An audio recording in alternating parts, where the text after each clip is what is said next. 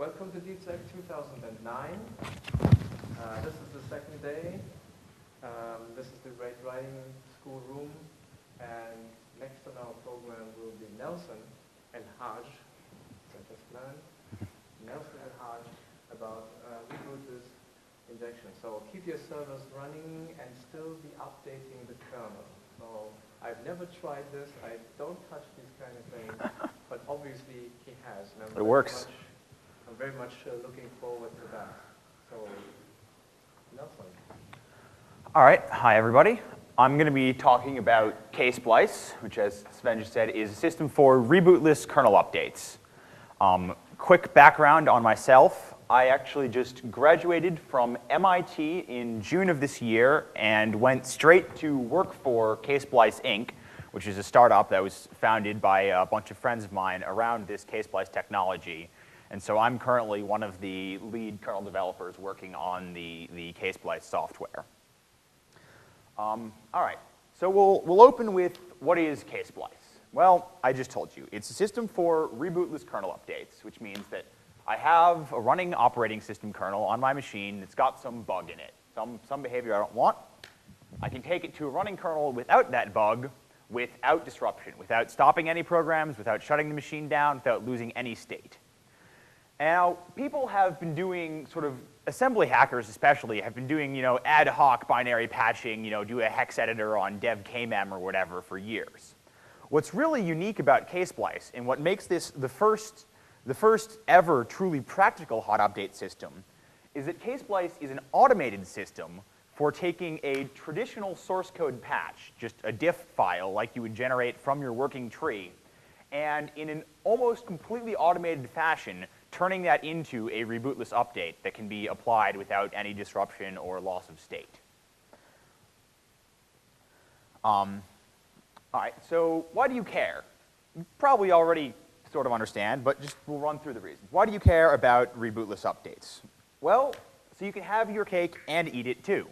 You can upgrade promptly and avoid costly reboots.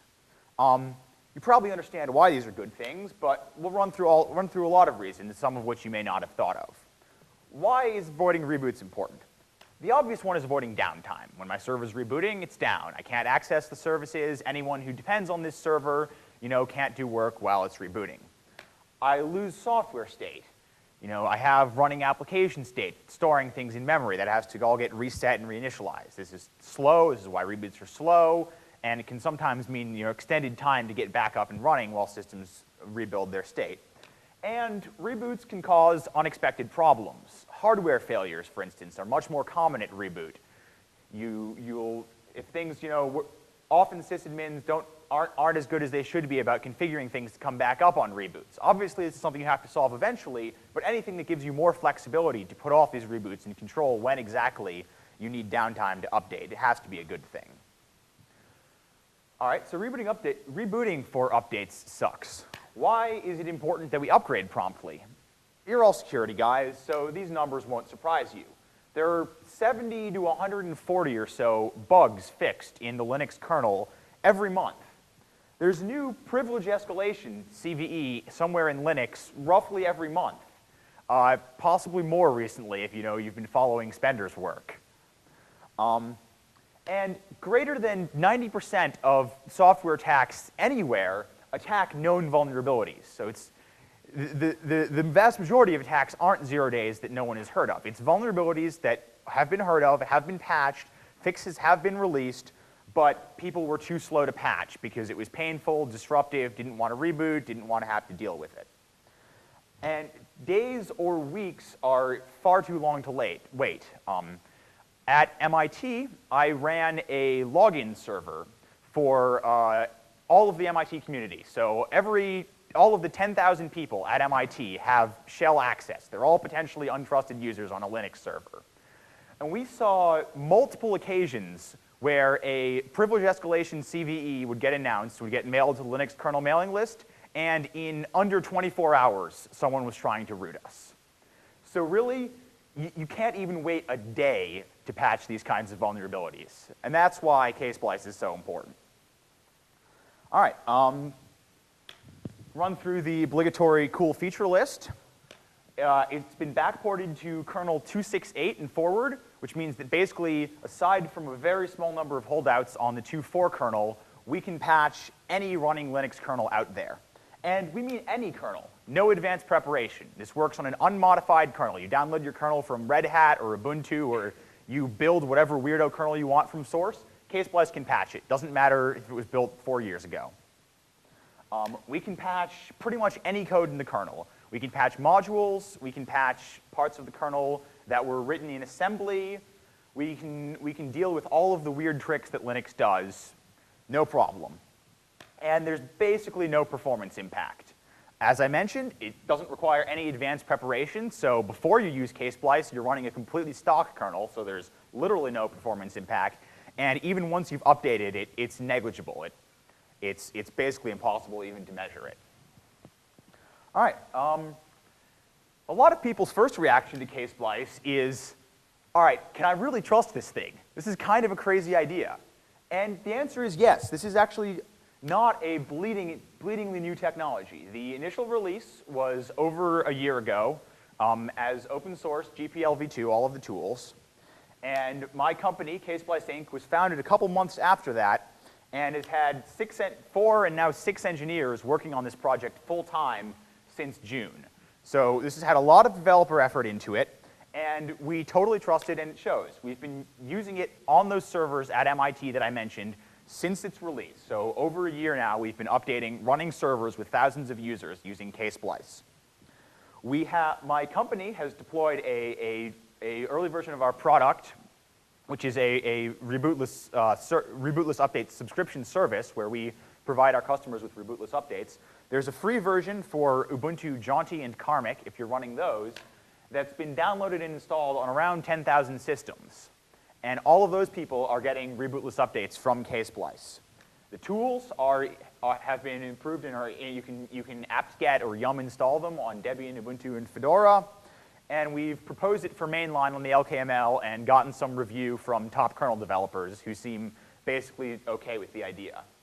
So although a year is relatively new, this stuff we believe is totally solid. We've been running it on production servers for years. It works. You can trust it. All right. That was a blinding overview of Ksplice. What is the rest of this talk? I'm going to talk about using Ksplice, what the process actually looks like to use Ksplice to patch a kernel. We'll do a bit of a technical deep dive into the crazy things that Ksplice does that let it work, and let it work so sort of magically. We'll talk about what patches require some additional human effort to apply with Ksplice and what that effort looks like. And then I'll just talk a little bit about some other uses we've found for Ksplice and give a quick plug and demo for our product that I just mentioned. So, using Ksplice. Ksplice takes as input 2 source trees. It takes the pre-source tree, the source of the unpatched kernel, and then what we call the post source, the source of the patched kernel. Normally, we give these to Ksplice in the form of a source tree, a git checkout, and a diff file. Creating a Ksplice update, once we've set up our build tree, is as simple as running the ksplice create pan command. We give it a patch file, we give it our Linux tree, and it goes off and does its magic and produces an update tarball. Ksplice updates are given randomly generated unique IDs just to keep track of them, and that tarball contains everything you need to update your kernel. Become root and use the ksplice apply command to apply that tarball to your running kernel, and Ksplice just prints done, and there your kernel is patched. That's literally all it takes. For fun, I'm going to give a quick demo. I'm in fact going to patch the laptop, build a Ksplice patch, and apply it to the laptop that I'm giving this talk on. Like I said, I believe this stuff works. Can you read this fine? All right. So I'm going to show off what is my favorite party trick kernel update. I'm patching the function uptime proc show in the Linux kernel. This is the function that returns the value of the current uptime user space. And I've just added 2 lines in there that are going to add a year to my uptime. So I have this patch. I simply run Ksplice create. I'm going to give it -J4, which says to use a parallelism of 4 when it's building it. I'm going to tell it to skip the prebuild. That's just going to speed it up for the demo because this tree has already been prepared.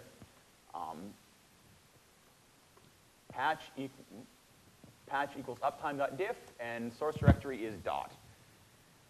Ksplice goes off and does a whole bunch of building. It's going to build the pre-tree and the post-tree. It's going to difference them. You see some debug output there, tells you what changes it's detected, does some more building, combines some things. And Ksplice update tarball, written to Ksplice and then a random ID. Now, let me try this out. Check my uptime. So this laptop has been up for 9 days. Run the Ksplice apply command. Done. Kernel has been patched. Check my uptime again. And if I decide that I don't really want to lie that way, I can do the Ksplice undo command. Give it the unique ID that Ksplice generated. I can actually do a Ksplice view, and Ksplice shows me this patch. I didn't give it a description, so it doesn't know what it is, but it knows that it's applied. Ksplice undo, pops it right out again, and my uptime is back. All right. So that was the demo. So now that I've shown you how blindingly simple this is to use, let's talk about how it works. So we start out with this. We have our running kernel. It has some symbols in it that we want to patch. Let's say that we want to patch this function foo here. It's buggy for some reason. The basic process is that we load a new kernel module that has a new copy of foo, and we write in a jump to the beginning of the old foo that simply redirects execution to the new foo. Fairly straightforward trick. Assembly hackers have been doing this kind of thing for years. The devil is in the details. So here's the high-level picture of the details. We need to first figure out which code has been changed. We have this source patch. We need to somehow translate that into binary files. We need to resolve symbols in the post code. This code afterwards calls other functions in the kernel, uses other variables in the kernel, and we somehow need to find out where those are located in the running kernel so that it can use the right data. We need to find this function foo in the running kernel, and we need to find a safe time to insert the jump instructions. If we were to scribble over some code while it was being executed, bad things would happen. And I'll talk more about what all these mean later. So, again, high-level picture, we build the update, apply the update, find what changed, and we find out what changed, and we prepare what we call the pre-code and the post-code. Every Ksplice update actually includes both a copy of the original source and of the binary built from the original source, except that it's been modified in some very important ways that help us do the patch, as well as a copy of the post code, the code built from the patched source that, again, has been modified in similar ways. And then at update time, we actually match this pre-code to the running kernel. So the binary code that we built that's supposed to be the same as the running kernel, we actually go through and match that instruction for instruction with what's in the running kernel, both as a sanity check and for some very other important reasons. And it finds a safe time, it inserts that jump instruction. So the process of building an update. We start out with the pre-source and the post-source. We compile them both using GCC with some special options that I'll mention, but essentially just the same way you would do a normal kernel build. And we get the compiled pre and the compiled post source. We then diff those at the object code level. We have a tool that goes in and actually reads all of the .o files and compares them. This is very important. You can't do the diff at the source code because of issues like inlining, for instance. If I patch a function, who knows where GCC might have inlined that function, copied its code elsewhere? There is no way, literally no way, to have that information from the pre-source. Working at the object code level also enables us to handle assembly and C source in exactly the same way, because they both turn into the same object code. Then, from this object code, we apply another tool from the Ksplice toolkit that uses libbfd, which is the same library used by GCC and the linker to parse the object files and modify them to produce the pre and post code bundle. So in order to understand what way we modify them, I'm going to have to briefly delve into how C compilers and linkers work. This should hopefully be familiar to many of you, but everything you should need to know should be on this slide. So here we have a trivial C function that increments some variables for God knows what reason. But there's two kinds of variables here. The int y is declared within the same compilation unit, which means that that y refers to a variable that is compiled at the same time. Whereas the extern int x means that we're referencing some variable outside the compilation unit. So at the time that we compile foo, we don't know where x is located. We're not going to find that out until we link foo.o with whatever piece of code compiles x. And so the way that works is that when the compiler compiles that y++, it generates a entry for y somewhere in the same binary, and it just points that y straight at that entry. It knows where it is. When it compiles the x, it puts an entry in the symbol table for that binary that says x is an undefined symbol. Its value will be resolved later. And then at the point where it compiles x++, it puts an annotation that says, when you link it, fill in the value of x right here. Now, this picture here isn't what we want if we want to try to hook foo into the running kernel, right? If I want to hook foo into the running kernel, I don't want foo to get a new variable y, right? I need it to point at whatever variable y was previously present in the kernel. And so the primary modification that we do with our tool to extract the pre and post code is we actually remove all defined relocations from the binary. We, in a sense, do a reverse link and remove all variables that have been linked to point to undefined variables that will get linked at apply time in the kernel with whatever symbols are actually present in the running kernel. All right? And then we can strip the y from our binary because we don't need it. We're just trying to replace foo in this hypothetical example. And so we don't need to load it. We don't need to take that memory. All right, so quick summary of building an update. An update contains the pre-code and the post-code, the source that's been modified, like I just said, of the original objects and the post objects, as well as a list of functions that have been changed, which functions it's supposed to insert trampolines jumps into. And the major modification, like I said, is that all symbols have been unresolved. These binaries have no resolved symbols. They need to be completely linked at runtime. All right, so that's how we build an update. How do we apply an update?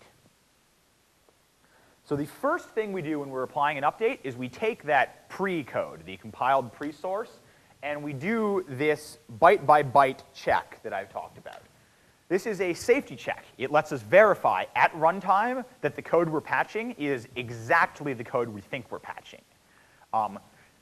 Obviously, in theory, this should never fail if I'm not incompetent and I built it against the right source, but it gives us a very powerful guarantee that what we think is happening is in fact what's going on.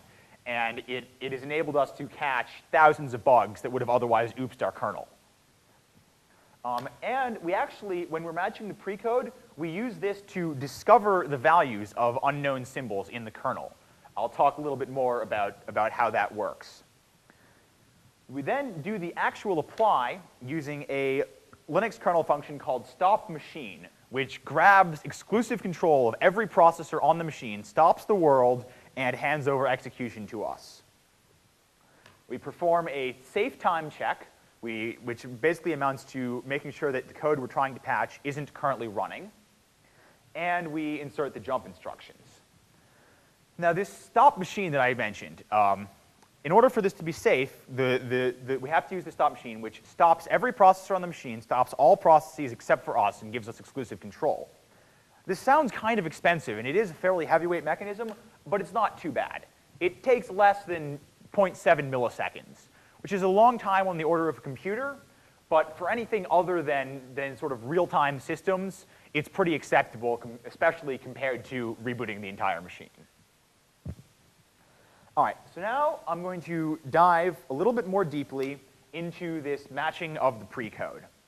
Like I said, it's a byte by byte or instruction by instruction comparison.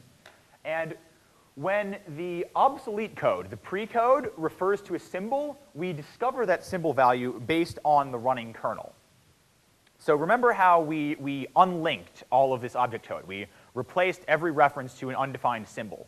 So that means that when we have the precode, we can actually backsolve for the value of the symbol. And when we use these discover symbols, we use them to resolve the postcode. And there's a lot of grody details because the Linux does some really weird things that we have to be aware of. So let's talk about this resolving of symbols in the running kernel. So this is some foo prime. This is the patched foo that we're trying to load. So it references some symbol that we'll call bar that we need to find in the running kernel. So the obvious first candidate to find this symbol bar is to use the kernel symbol tables, right? You know, the symbol table, the module loader symbol table, or proc k-all syms. There's a couple of reasons why that doesn't work. The most difficult one, though, is the problem of static local variables in C. If you're familiar with the static keyword, it creates a variable that's scoped to either the scope of a function or the scope of a compilation unit, but that's long-lived. Now, because they're locally scoped, there can be many variables that have the exact same name, but live at different places in different addresses in the kernel. And we'd really like to be able to patch code that uses these variables, because they're everywhere in Linux. But we can't find their value in any symbol table because they're not exported, they're not global symbols. And so this is the real motivation for this crazy trick that we're about to talk about. So instead of trying to look up bar in some symbol table, instead what we do is we find any function x that was compiled in the same scope as foo. This could be the original function foo, or it could be some other function, in the case, say, where the original foo didn't reference bar, but the new foo had to reference bar.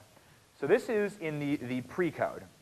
And then somewhere in the kernel's running code, at some fixed address, because it's been loaded into memory, is that same function x.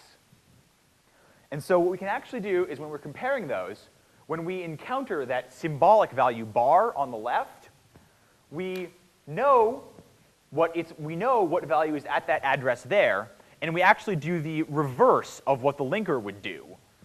The linker would subtract some numbers and add some offsets. We add this is a relative offset to that foo, and then the -4 is an oddity of the way x86 linking works, and we backsolve to find what the correct value of bar is. No symbol table at all. The really cool thing, we can actually patch kernels that were built without any symbols, that don't support symbols at all, don't have a symbol table, don't have a proc k-all syms. Because once we've found one function, that function calls other functions. We can find those functions' addresses using the same trick and flood fill outward to find every function that we care about in the running kernel. And now once we have that bar, we can use it to link this function foo prime.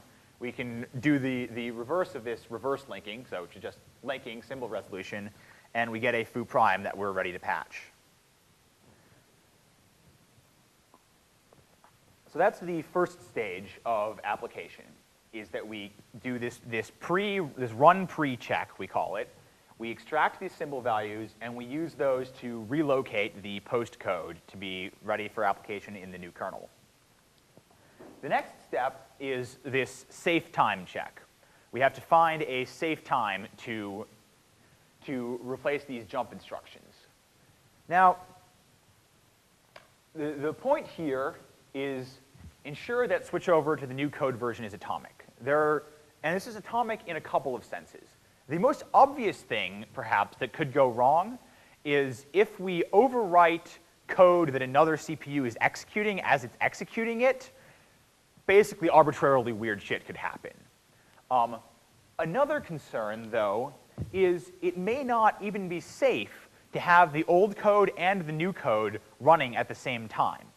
Let's say that the patched code changes the locking conventions. It changes how some variable is locked.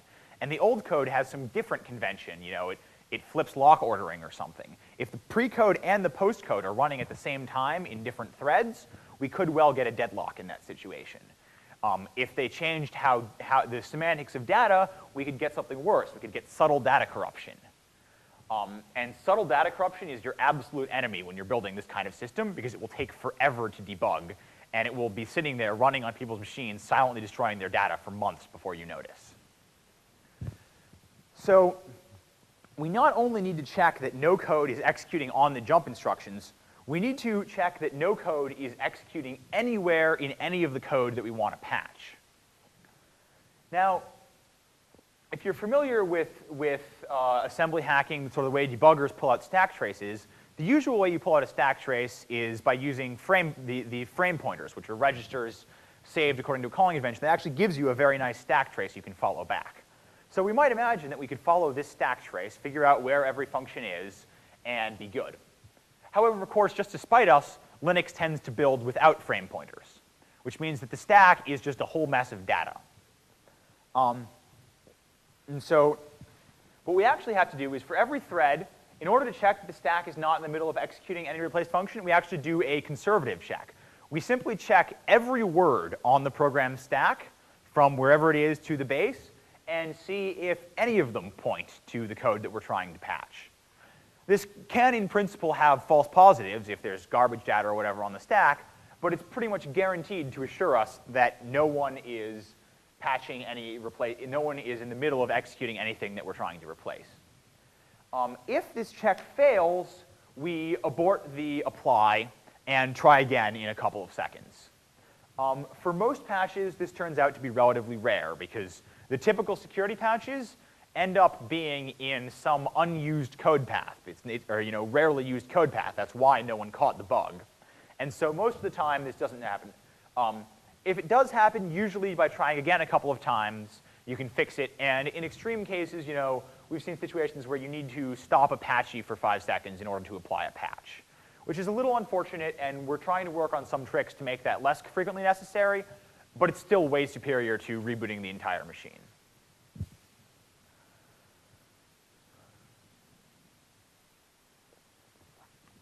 All right, so that is the process of building and applying an update. So now, the question is, what patches do we require a programmer to do new development in order to apply them? Now, if you paid attention to what I said, you sort of thinking about the possible problems here, we're only changing code. We can't automatically transform data because the data is not, in general, going to be the same data that it was originally built as. It's going to have evolved somehow over the course of the execution of the program. And so we simply can't do the same kind of automatic transformation for data.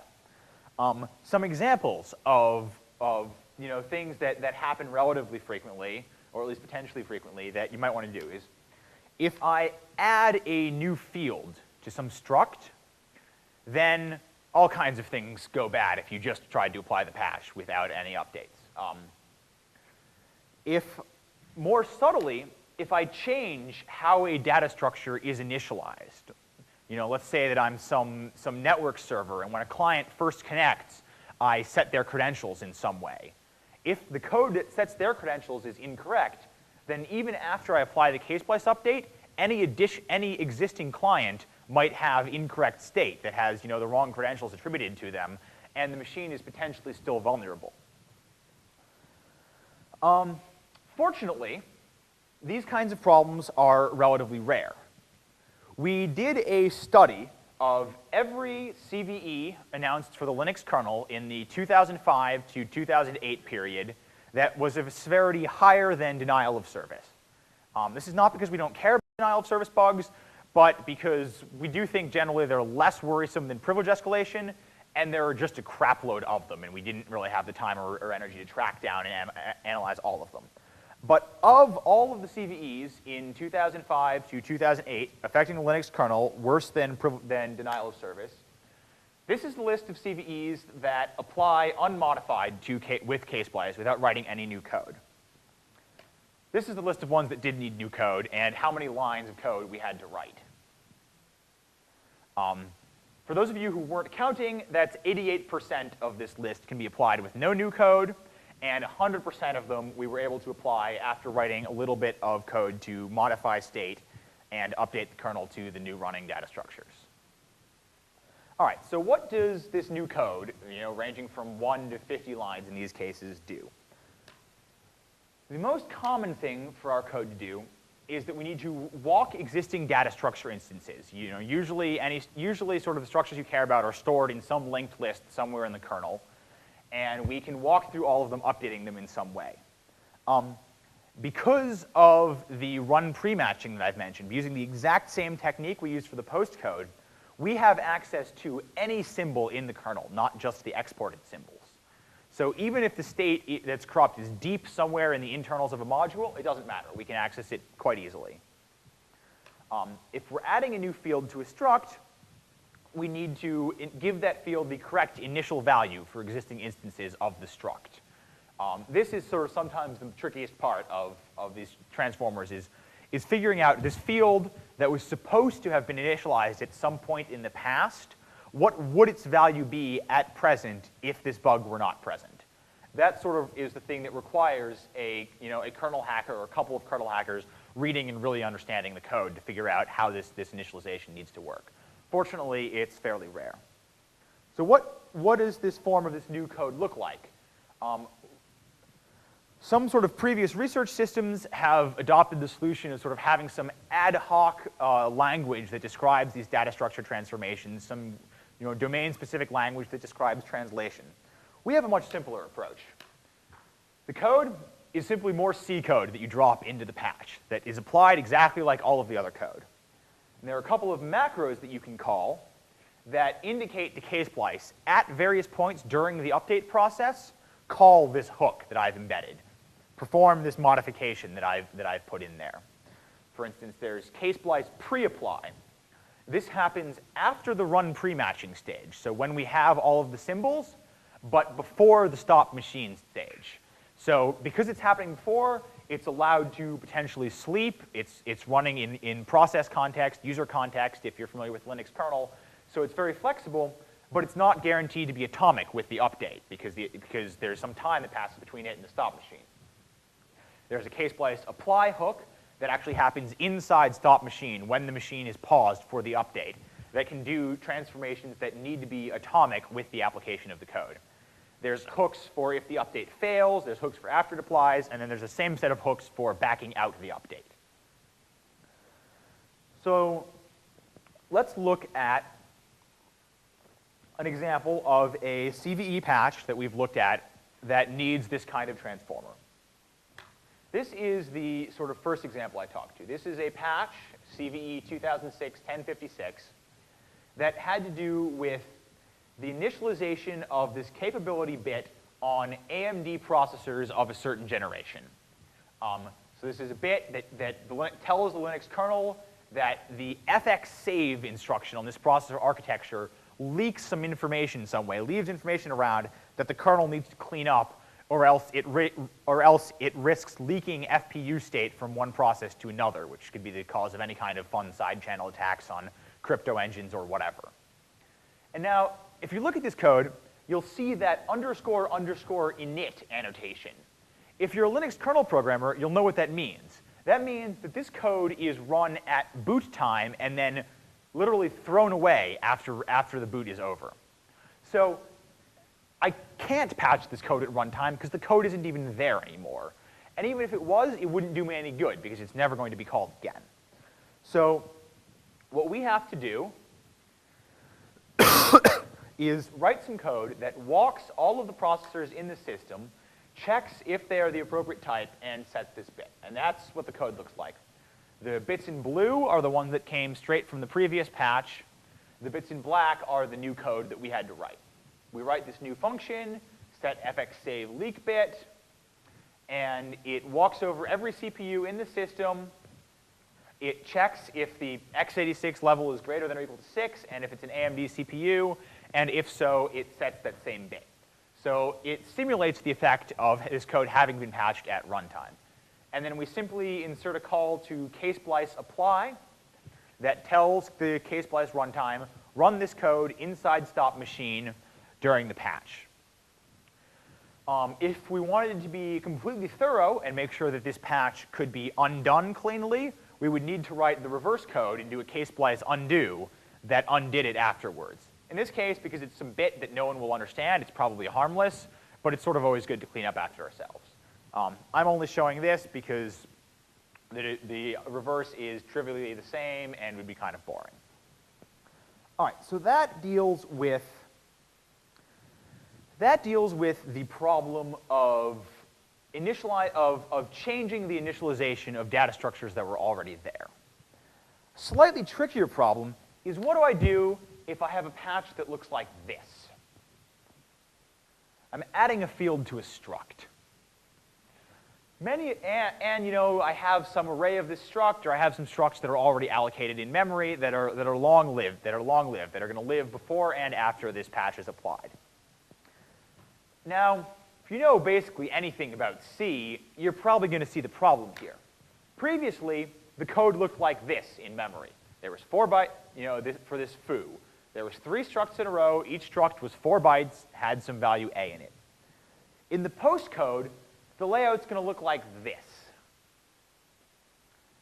Now, I don't really see a good way to transform the old code to the new code, especially not in place, because we can't simply expand it. There might be other things after foo.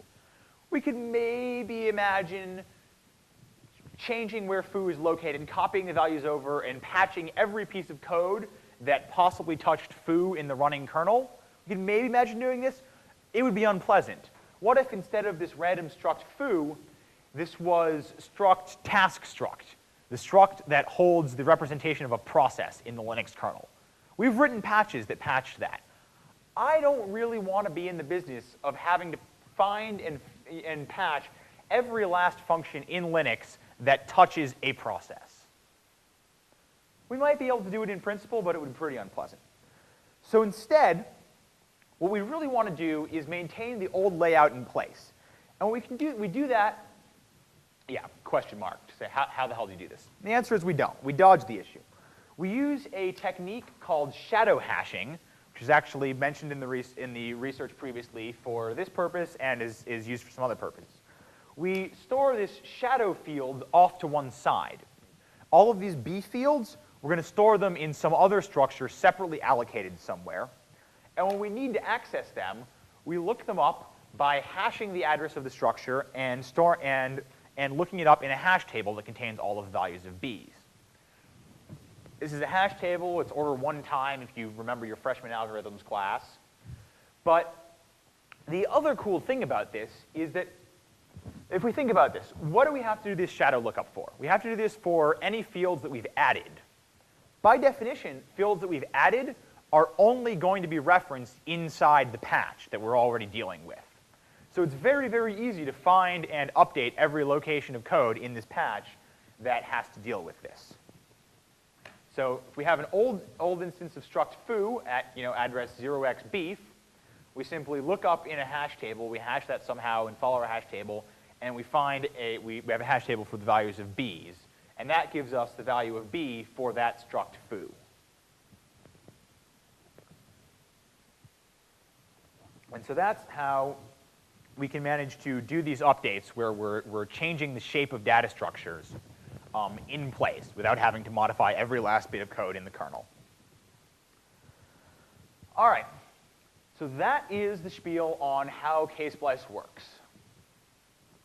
I'm going to talk briefly about another use that somewhat surprised us, but then rapidly realized was really cool for Ksplice, which was Ksplice as a debugging tool.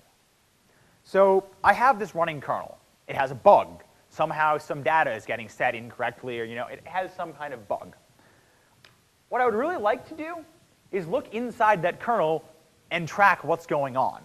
And there are tools. I could use KGDB. I could pull up a serial console or something and attach to the kernel. System tap gives me a certain set of points I can inspect. Or what I could do is I could write a new version of the function that had debugging statements every line and Ksplice it in over the old function.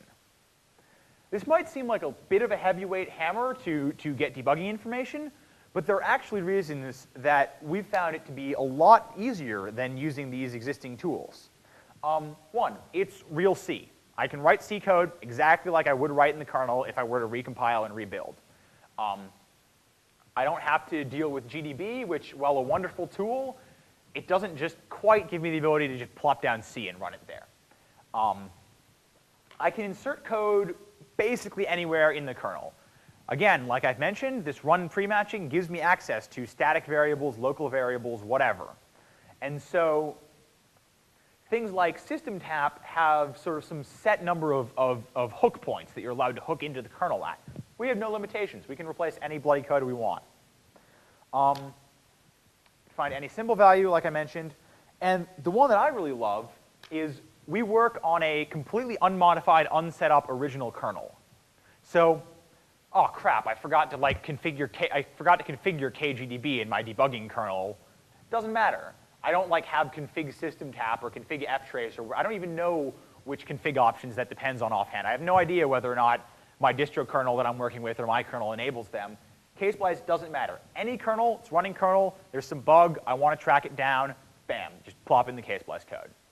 And so I've actually found this to be, even when debugging Ksplice itself sometimes, I'll have some problem, I'll Ksplice in a new update that looks at the Ksplice core and prints more debugging information or whatever.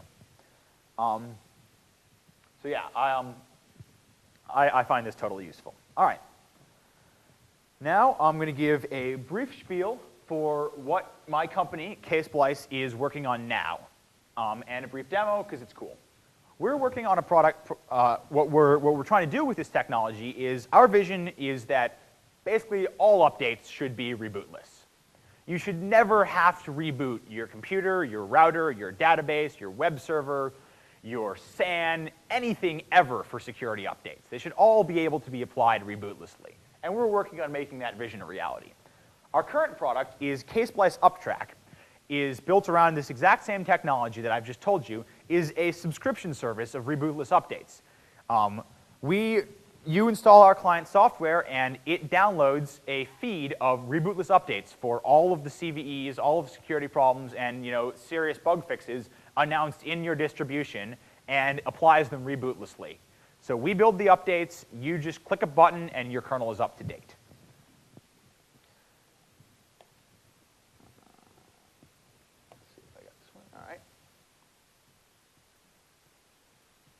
So I have here inside of VMware VM, this is a stock install of Ubuntu Jaunty. So this is using the stock kernel that was released 6 months ago. If any of you have been paying attention to, well, the internet, you probably know that there have been a lot of problems in Linux since then. And so normally I wouldn't really want to be running this 6-month-old kernel. But I'm running Ksplice Uptrack on here, and it has this little K icon up here with an exclamation point. It tells me I'm up to date. It tells me I'm out of date. And I can, in fact, see exactly how out of date I am. Remote buffer overflows, local privilege escalation in SOC send page. Who remembers that one? I just click a button. It'll prompt me for my password. And every time that bar moves forward, it's applying a Ksplice update and fixing a problem in my kernel. I don't really think it could get any easier than that.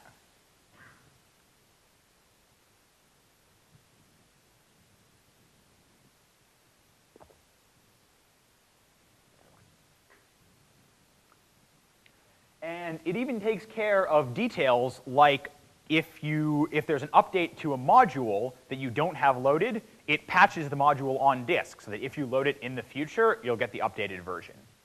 And there, done. No more SOC send page. So the Ksplice Uptrack is available completely free for Ubuntu Jaunty or Karmic.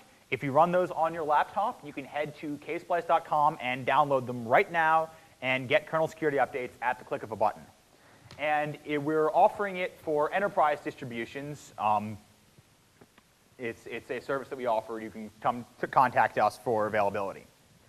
All right, so that's Ksplice. Some quick thanks. Jeff Arnold, first name on this list, is the inventor of Ksplice, a good friend of mine from MIT. He did it as his master's thesis. So all of the crazy, brilliant ideas that make it work are mostly his, and the rest of the Ksplice team there is the guys that I work with making this stuff better every day. All right. For more information, or see our website at ksplice.com, or feel free to email me with any questions, comments, questions about the talk, comments on the talk, questions about Ksplice, whatever. I'll be around for the rest of the day and tomorrow if you want to find me in person and talk about something. And so I think we have a couple of minutes left for questions.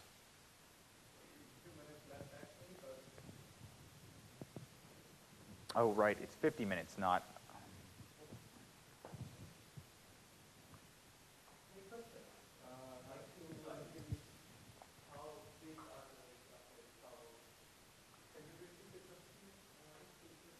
I can just repeat it. The question was how big these update tarballs are. It varies depending on how much code you're trying to patch, but they're usually, I think, on the order of 10 to 100K. Anyone else? Yeah.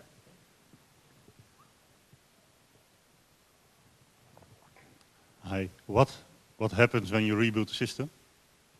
After you have updated, then you have used Ksplice? I mean, nothing special happens when you reboot the system. The question was what happens when you reboot the system after applying Ksplice updates? I mean, nothing special happens. The Ksplice updates go away. You can choose to boot into a new kernel that's already patched, or if you boot into the old kernel, Ksplice itself doesn't automatically apply the updates, but actually our uptrack system, the management system, has an option to, at boot, automatically apply all of the Ksplice updates you previously had applied so that you can get back in the exact same state you were before you rebooted.